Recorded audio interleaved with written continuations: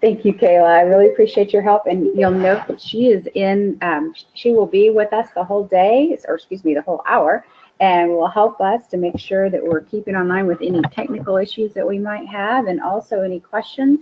You'll see some feverish typing, and whenever there are comments or questions, you can send us personal comments and we can get that taken care of. Thank you, Kayla.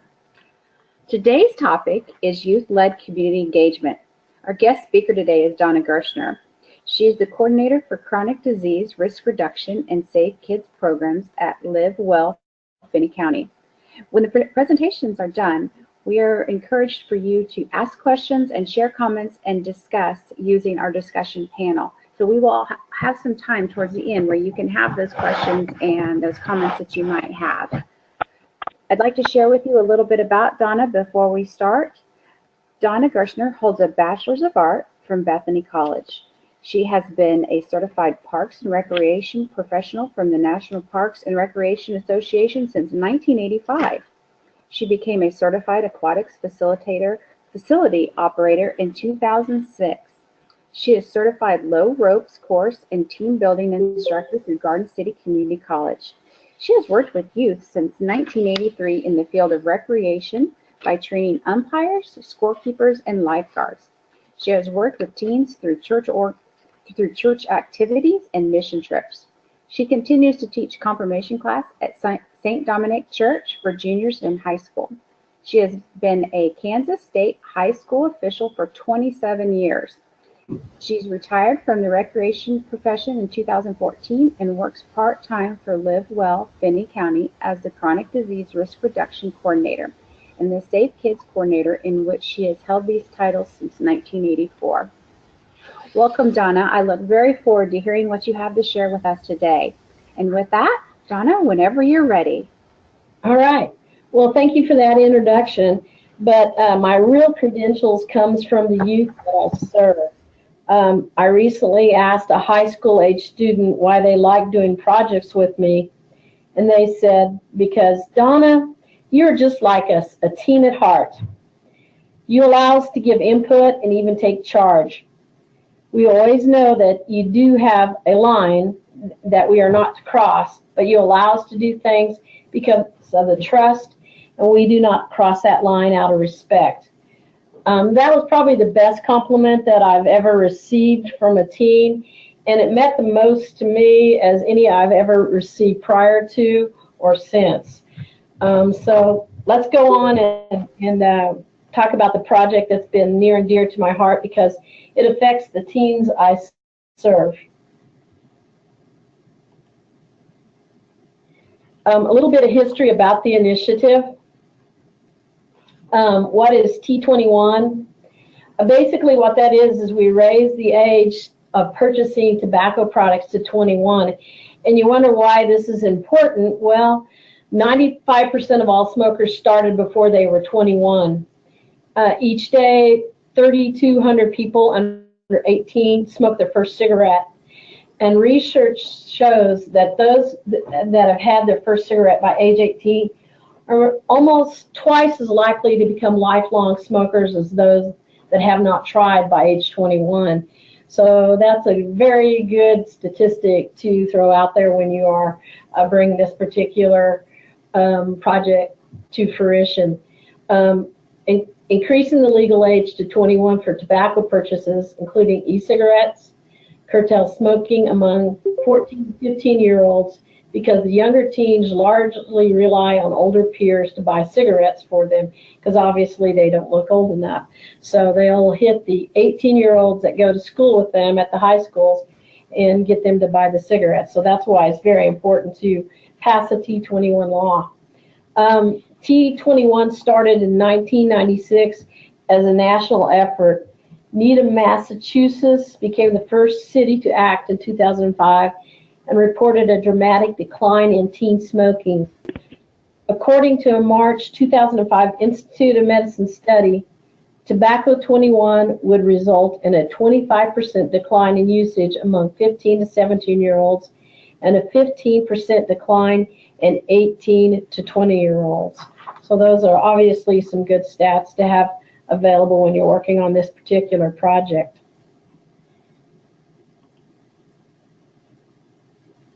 Okay, I should have flipped that a little sooner.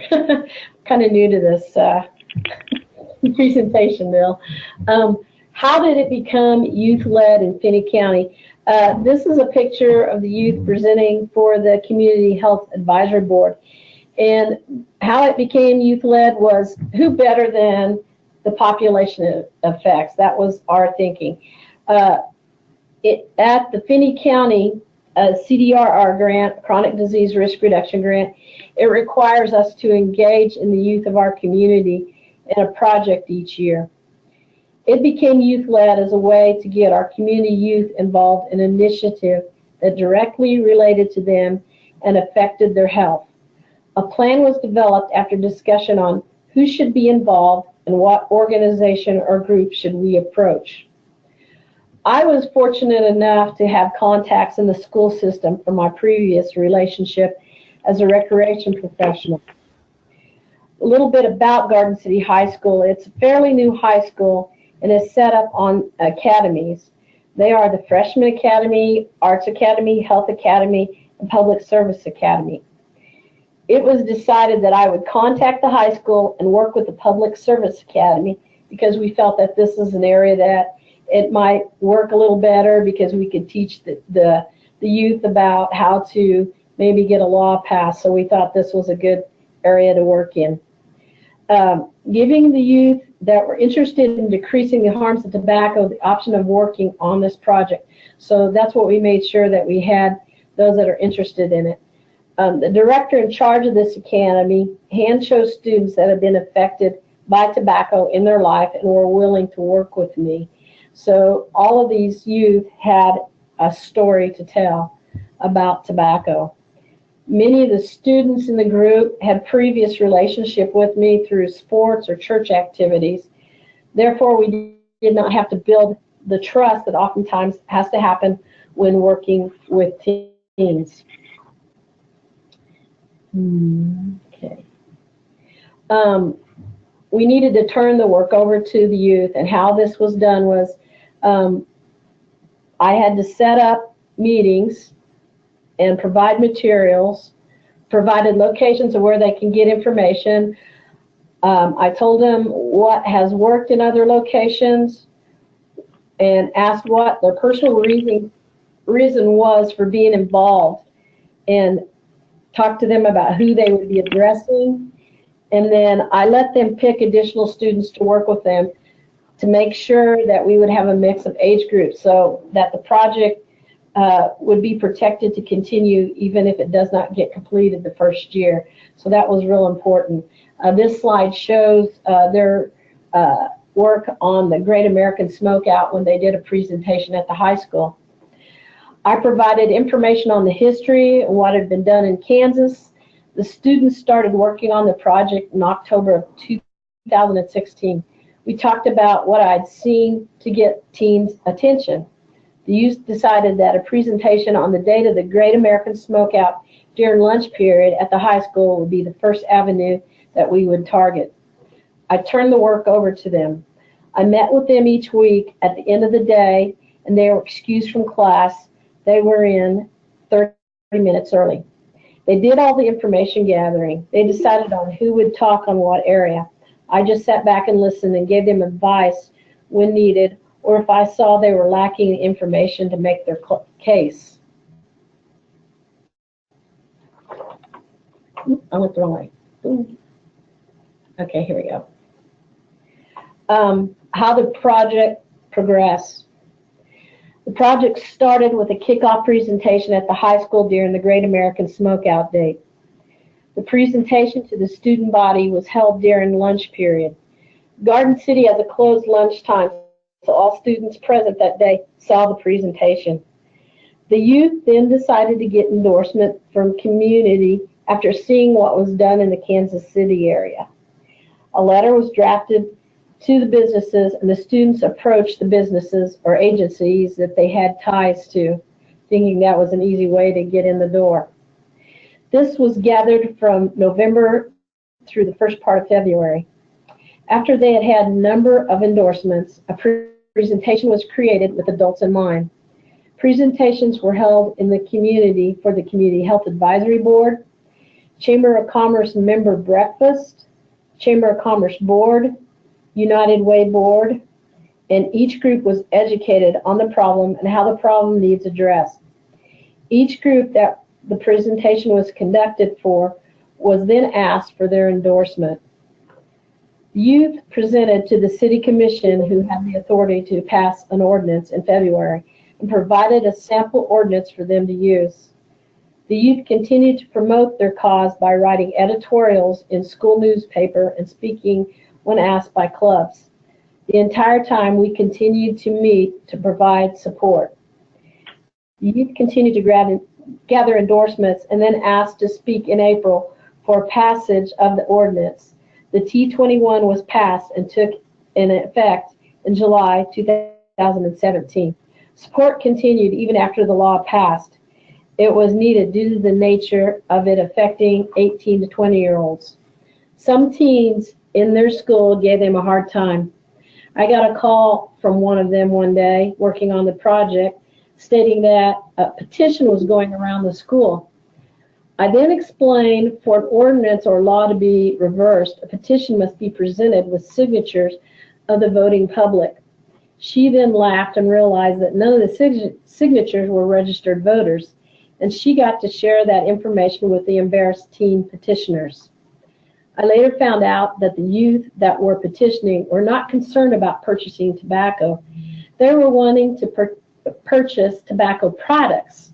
The ordinance does not allow for purchase of tobacco and tobacco products, such as papers for smoking pot. Garden City is only 50 miles from Colorado, where they can purchase marijuana, so that's why it was a big deal to some of these teens. So we didn't realize it, but we actually killed two problems in our community with one stone.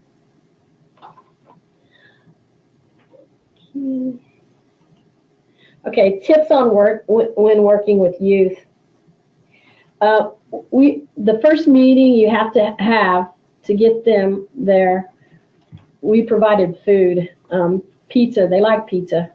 They will come for food. You do not have to do this all the time, just at the beginning, just to get them there. Provide them with what they need to do the job, such as paper, pens. They don't have extra funds at school, so they need help with this. So you need to make sure that you have everything that they need and constantly ask them about this. You know, what else do you need to do this project? Do you need poster board? Whatever you need, I'm here for you. When you're working with the youth, you must gain their trust. You need to be honest with them, and don't be afraid to ask them to say what you mean, and just be upfront with them at all times. Communication is a big key when you're working with teens. You got to do this often. Text, group me, messaging. I would text them at the beginning of the week, the day before, and the morning of if we had a meeting that week. You may think this is a little excessive, but teens have a lot going on, and oftentimes they need reminded or they will forget. One-time reminder will not work. And make sure that you ask them how they want to be contacted, because that is real important to them. They have different ways. I didn't know anything about the app GroupMe. They're the ones that told me about it. I asked them how they wanted to be contacted, and they said, let's set up a GroupMe account, and so that's what we did. Reward them for their work, and it doesn't have to be a lot. I got them a t-shirt. I think I also got them a water bottle. They were all excited about that. They got to wear the t-shirts and kind of, it says T21 on the back, and it got people talking to them, so they liked that kind of sort of thing for them to be able to put their message out there and also get a free t-shirt. Let them talk to the media. This is a thrill for them. You must prepare them for this with sound bites and be present so they can refer questions that they do not know the answer to. We had radio interviews where I would prepare sound bites ahead of time. I met with them ahead of the interview and asked, how are you prepared? If they said to me, it's all in my head, I would slide the sound bite and fact sheet over to them that they might need, and often this is where the interview would take them. Some cases, they might say, you might want to direct that question to Donna from Live Well. And I had that at the bottom of the sound bit sheet so they wouldn't get stumped, so they could always refer to that if they couldn't figure out what the answer was at that time.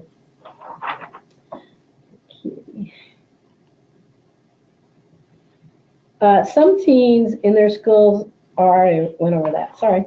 That's pretty much how it worked. What I can say is the key lessons that I learned was find the key contact in your school and that'll help you target the right youth. Use your relationship to discover this.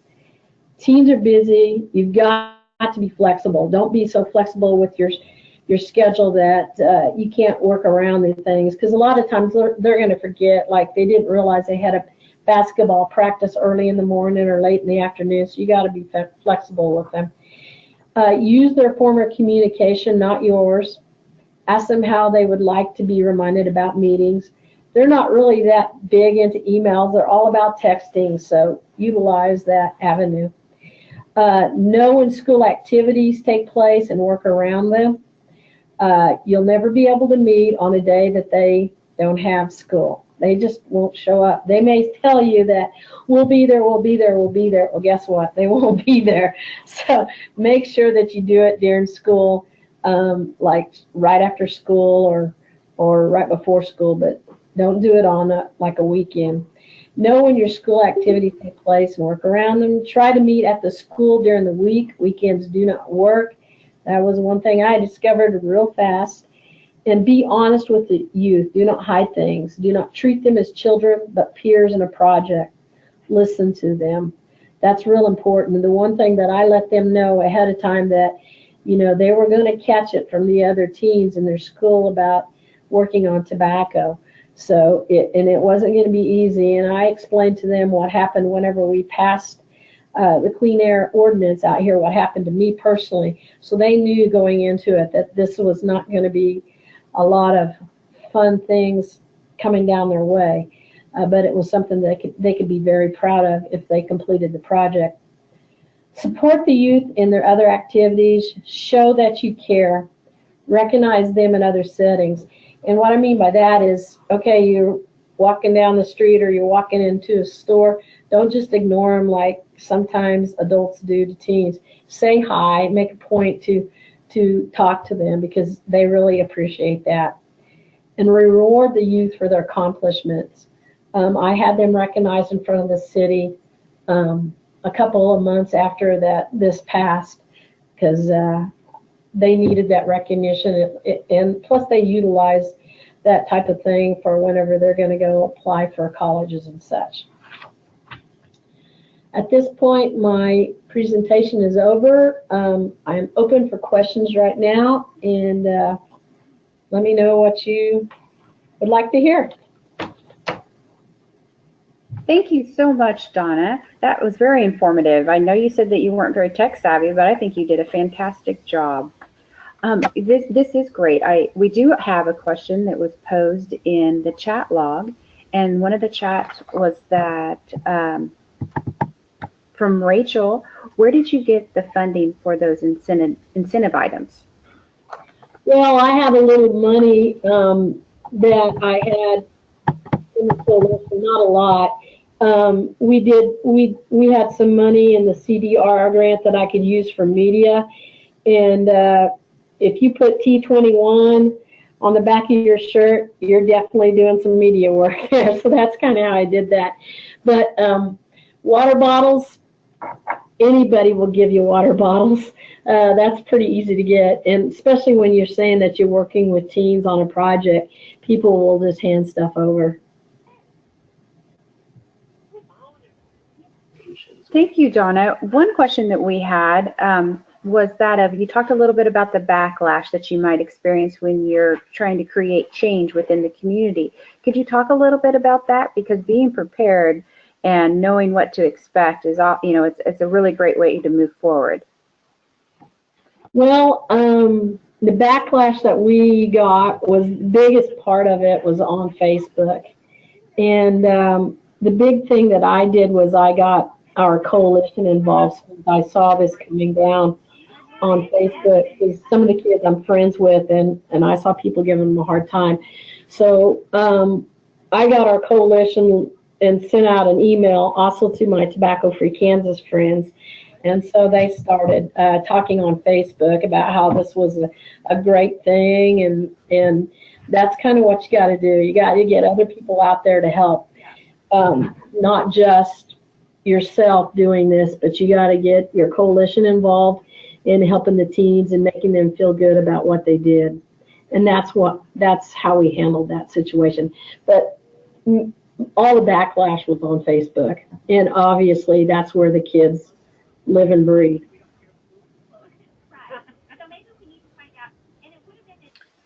Thank you, Donna. I think sometimes social media allows for that opportunity to have the faceless comments and forget that you're trying to make change. So thank you for those. Were great responses.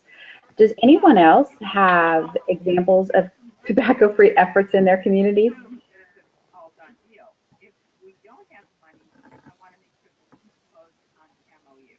We are here in Finney County. This was just in Garden City where we had the T21 passed. We are now currently working with Holcomb, which is another community in our county. And we went a different avenue there. We are working with the FCCLA group there. And we have some kids that are doing it as a STAR project where they have to do an advocacy program or project for this particular event. So there's different areas or different ways that you can get in and working with youth because they're looking for projects to do.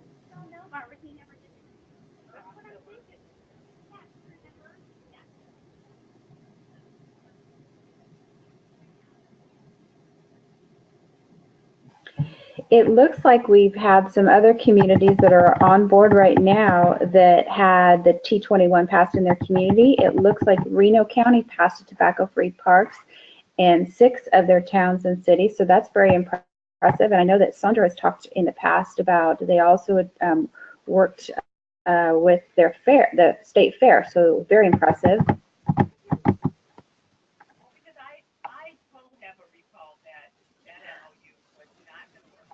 Anyone else?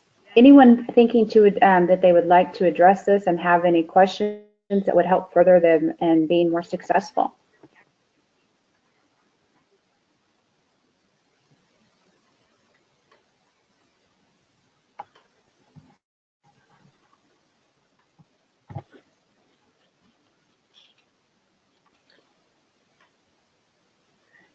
Okay, some questions that we have. Is there another round of T21 funding coming?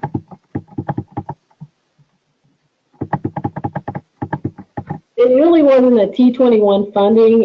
It was chronic disease risk reduction funding, and one of the goals I had was T21. Okay. Another question we had, have you done STARS in Garden City? They do have an FCCLA group. I don't know if they are doing some of the STARS projects, but I do know Holcomb is. Okay, good. Dawn, I have a question.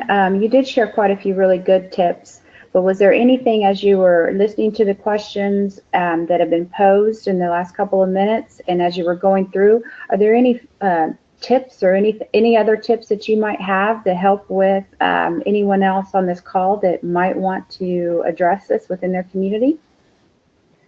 The key to working on T21 with the youth doing it, I think that was the way to go. Get the youth involved with the T21. It's real hard to say no to a group of teens when they approach your board. For one thing, they're trying to do something that helps the health of your community. And if they're that concerned about their future, adults are going to take heed and listen. I really think a key thing that I took from your sharing today too was the necessity to build the relationship with the teens and the trust with the teens, so they recognize that this is their initiative, not just their they're just little figureheads. So exactly. I thought that was very significant. Yes, yes, yeah. You need to turn it completely over to them. Let them decide how they want to go about it. And all I did was show, this is what they did in Kansas City. How do you guys want to do it? It's up to you. This is your project, and you just really need to turn it over to them.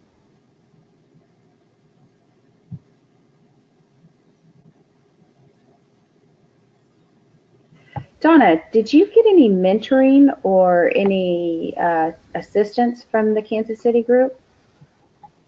Kansas City group provided me with the packet that they used when they went out and were soliciting endorsements. Obviously, though, that was adults talking to adults. I just took that packet, handed it to the kid. I said, you can use this or you can throw it away. They were very helpful with providing that for me, and the kids really used that quite a bit. They also went on the Truth site, which talks about big tobacco, and they utilized that website quite a bit too when they were working on this. That sounds great. We did have a request. Reno County has an awesome youth program too. Would love to get some sample resources from Finney and Reno on what they use for youth commitment flyers.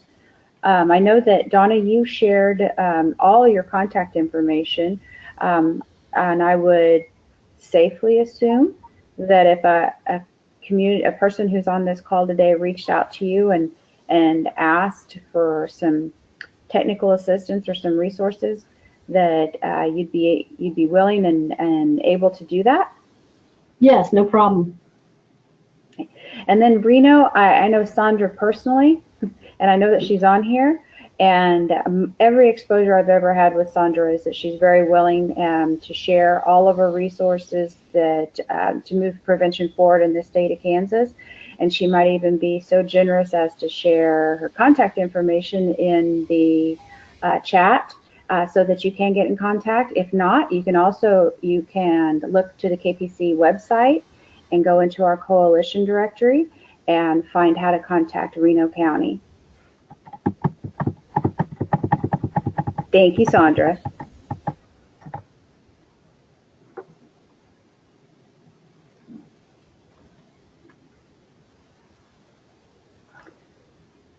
Well, I want to give just a few more seconds for people to process and think of any other questions that you have, because we do have a lot of wonderful resources on the phone right now. So I don't want to wrap up because I know that there's probably some questions burning right now. So I'm going to be quiet for a second and let you process and then see if there is anything you'd like to put in the chat log. Donna, I'm also going to let you process and think that this is your platform, your opportunity. If there's any other lessons that you've learned that you'd like to share or tips that have occurred to you, that this is your opportunity too.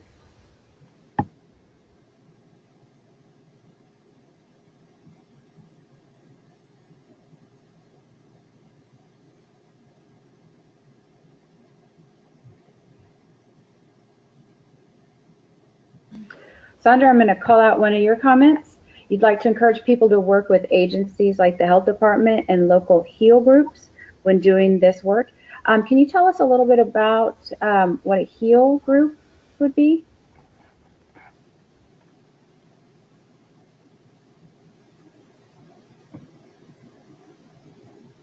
Oh, Healthy eating, active living. Very good. I did have a question, Donna, for you. You talked about to get youth to come. Food, it's the old adage, if you feed them, they will come. But how did you keep them engaged? Because I know that you can't feed them the whole time they're there. I just somehow connected with them. They were excited about being there with me. They were excited about the project. You just got to get them excited. That's all there is to it. Let them know what tobacco's done to the youth of the community. Let them know what they can do and that they can make a difference in their community. That's the key, is getting them excited. And they have to like you. That I don't know how to teach people how to like people, but They have to like you. You have to have fun with them. You know, I'd go up and I'd tell them a joke, and I would talk to them about what was going on at school that week, and you just have to engage in them. It's not all about business when you show up. You have to be willing to talk to them because sometimes they just need an adult to talk to, and that's what I allowed for when I was there with them. Very good. So just going again back to that building relationships. Well, I really want to thank you for sharing your ideas on this topic. It was just so very interesting. Prevention Talks is for coalitions by coalitions. So we plan future episodes using your input. Another way we can make sure that the monthly Prevention Talks episodes are meeting your needs is by asking you to click on the link Session Evaluation and leave us your feedback today. You'll notice that it's in your chat log, and you can click on that. You can, if you would please be honest and allow us to continually advance and improve our prevention talks, that is great. I'd also like to share with you that our next prevention talks will be December 7th, where the topic will be ACEs, trauma-informed care, and it will be an opportunity for you to learn a lot about what is going on within our state.